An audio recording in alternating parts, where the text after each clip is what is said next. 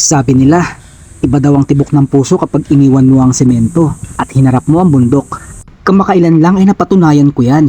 Dahil umaga pa lang, dama mo na ang init at energy sa Pilgrim's Dreams Eco Farm Resort dito sa Louisiana, Laguna. Kasama ang buong pamilya ng 247 Striders ng Antipolo. Morning Katrupa! Hello po! Mula sa tawanan hanggang sa sabay-sabay na warm-up, alam kong handa na kaming sumabak sa digmaan. Katrupa! Trupa! Pyramid na ko, pyramid. Pinamit.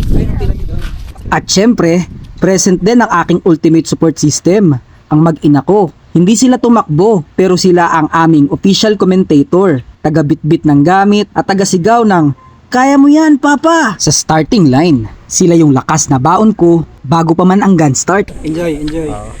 3, 2, 1, go! Kita ko kay Trupa, may video eh. Enjoy tayo! Enjoy tayo! Yes. Mahalaga matapos ng walang nararamdamang sakit, walang injury. Own face lang.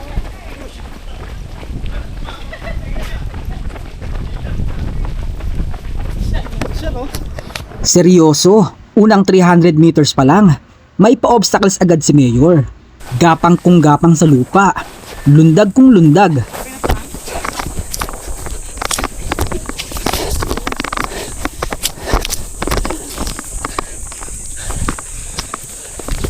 Siya mo next! Thank you!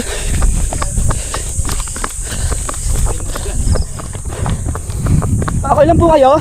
Ay no. Okay lang. Delikado no, putas. At pagkatapos nun, dun pala magsisimula ang totoong anli ahon at anli hingal. Dito ko rin na-realize ang isang napakahalagang aral sa aking first trail run. Daig ng consistency pacing kahit moderate lang, ang isang mabilis na nag-i-sprint tapos hihinto para humingal. Sabi ko tuloy sa sarili ko, sana pala hindi ko tinakbuhan at kinatakutan yung mga hill reps sa training noon. Kung seryoso ko palang hinarap ang mga ahon sa training, baka mas swabe ang takbo ko ngayon. Let's go! Go, go, kuya! Push!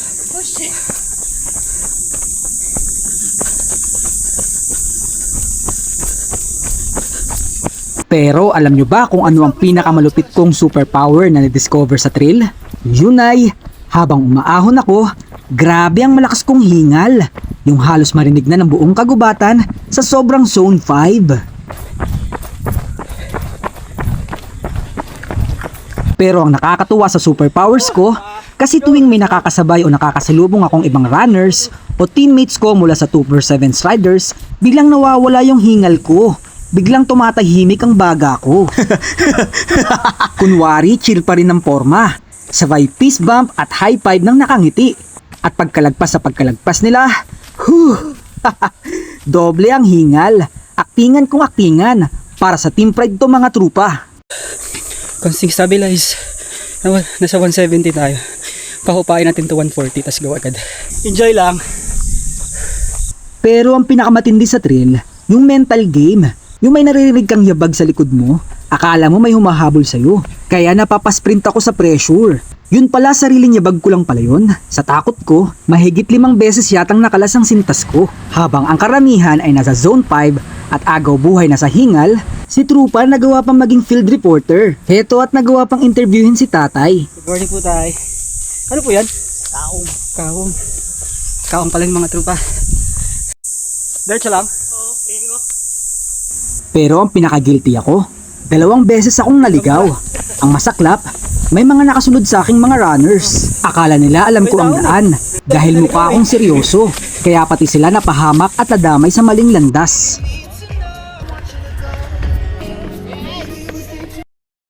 Adoy! PR o tanawin? Pero sa kabila ng lahat ng sablay, literal akong na-stuck sa ganda ng tanawin habang nagko-cool down. Ang berdeng mga puno, halaman, at maliliit na bukid, lahat yun nakakatulong para maibsan ang pagod. At syempre isang nag-uumapaw na pagsaludo at pagbati sa lahat ng mga runners na nakatapos ng Mandirigma Trail Run 10K Challenge. Congrats mga trupa! Congrats!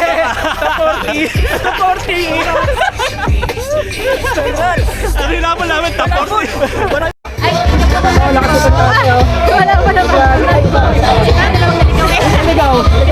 po! Basta ligaw ka din dito, sir. Kita mo. Oo, di ba? Tama kayo. Ang dami napapahamak sa akin eh. Napahamak lang dito sa akin eh. Shoutout sa mga best finishers overall at sa mga nag-podium sa kanilang age group. Ang lalakas nyo! Mas lalo akong natuwa nung dinala ng mga top finishers ng aming team, ang 247 Striders Antipolo, ang pangalan natin sa podium. Sila yung mga mandirigma na nagpatunay na ang pagpupursigi ay laging may katumbas na tagumpay.